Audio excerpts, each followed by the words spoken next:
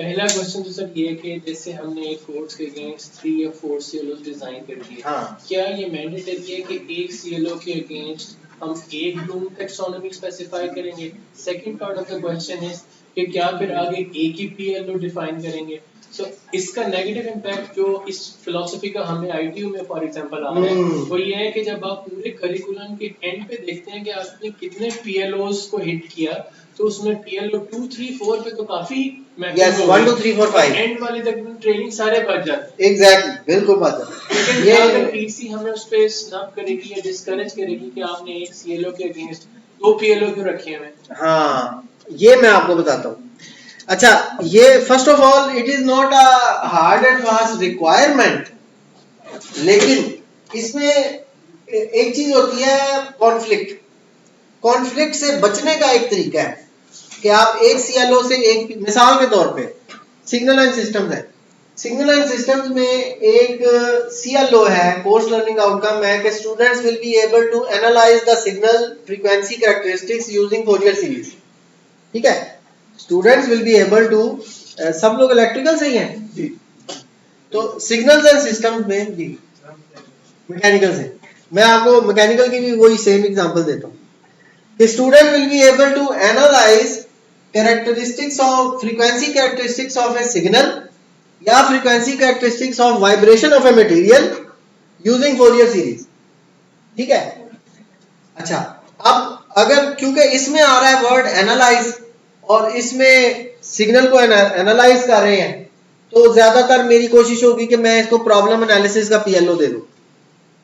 जो कि एक डायरेक्ट बन रहा है। लेकिन मैं कहता हूं यार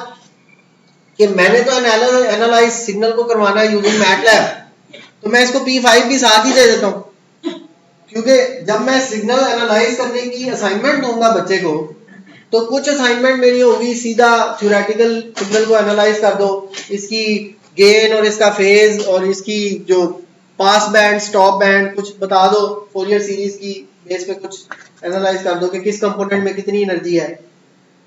या किस वाइब्रेशन जो है, कौन सी वाइब्रेशन ज्यादा डोमिनेंट है, वाइब्रेशन में कौन सी फ्रीक्वेंसी ज्यादा डोमिनेंट है।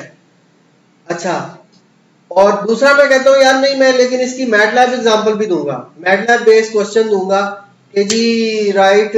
MATLAB code for low pass filter, या इस तरह से find the Fourier series of this signal using MATLAB and calculate the energy in each component of the Fourier series using MATLAB. तो modern tool usages हो गया।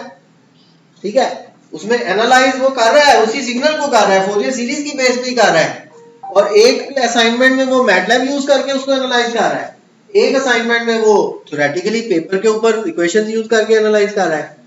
तो इसमें as such वो कुछ नहीं है, हो सकता है, लेकिन इसको शुरू के सालों में, अभी हम शुरू के साल पता नहीं कब तक चलेंगे, लेकिन हमारे जो ट्रेनिंग्स हमें दी जाती हैं हमें भी यही कहा जाता है कि आप अब, और इसकी वजह ये नहीं बताई जाती कि ये गलत है, एक CLO से 2 PLO रखना गलत है, ये हमें किसी ने नहीं कहा, किसी इंटरनेशनल एक्सपर्ट ने आज तक मुझे ये नहीं कहा कि एक CLO से 2 PLO रखना गलत है। हाँ, उसने ये जरूर कहा कि अगर आप अपनी जिंदगी को आसान बनाना चाहते हैं और अगर आप ये चाहते हैं कि आपकी सारी असेसमेंट्स अनक्वेश्चनेबली बिल्कुल ट्रांसपेरेंट हो और उनको चेक करना कि ये मैपिंग सही तरह से इंप्लीमेंट, क्योंकि एक है CLO से PLO की मैपिंग करना, एक है उस मैपिंग को इंप्लीमेंट करना अपनी असाइनमेंट क्वेश्चन क्विज़ेस के अंदर। जब आप उस मैपिंग को इंप्लीमेंट करते हैं तो फिर एवेल्युएटर के लिए भी फर्क मुश्किल होती है, वो कहता है अच्छा आपने 2 PLO से मैप किया ना, तो P5 वाले क्वेश्चंस किस असाइनमेंट में पूछे हैं वो दिखाएं, P2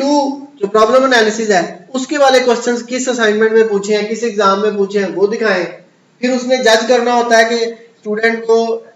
एम्पल अपॉर्चुनिटीज मिली है इस PLO को पास। अब वो एक उसमें क्वेश्चन खड़ा हो जाता है कि कुछ स्टूडेंट ऐसे हैं उन्होंने इस CLO को इसलिए पास कर लिया कि वो P5 में बहुत अच्छे थे, मैटलैब में बहुत अच्छे थे, तो उन्होंने उन असाइनमेंट्स में अच्छे नंबर ले लिए, ओवरऑल उनका CLO क्लियर हो गया। कुछ लोग उसमें एनालिसिस में ज्यादा अच्छे थे, पेपर पे उन्होंने, तो इसमें क्या होता है कि थोड़ी डिफिकल्टीज आ जाती हैं, टेक्निकलिटीज बढ़ जाती हैं। सिर्फ इस वजह से कहा जाता है कि आप एक CLO के साथ एक ही PLO को रखें, एक से ज्यादा PLO को ना रखें। तो ये वजह हमें एक्सप्लेन की गई है यानी मैंने कई इंटरनेशनल मिगाज जोरी की अटेंड की हैं वर्कशॉप्स, डॉक्टर नासिर की अपनी की हैं, हमारी एसपी भी कई ट्रेनिंग्स हुई हैं। सब ट्रेनिंग्स में उन्होंने जब भी ये बात की है ना कि एक सीएलओ के साथ एक पीएल होना चाहिए, उसकी रीजन हमेशा उन्होंने ये दिया है कि टेक्निकलिटीज बढ़ जाती हैं। तो आप अपनी लाइफ को सिंपल इजी रखें। और क्योंकि पाकिस्तान अभी नया नया वाशिंगटन अकॉर्ड का सिग्नेटरी है, तो हमारे लिए फंडामेंटल एप्लीकेशन उसको ठीक तरह से अप्लाई करना या ठीक तरह से इंप्लीमेंट करना ज्यादा जरूरी है। होता है ना, नया ड्राइवर होता है, उसे आप कहते हो यार पहले ड्राइविंग सीख लो, बाद में आप ड्रिफ्ट कर लेना, या जो भी आपकी वो एडवांस्ड फंक्शंस ऑफ ड्राइविंग है वो बाद में आप परफॉर्म कर लेना। तो ये इसका एक है।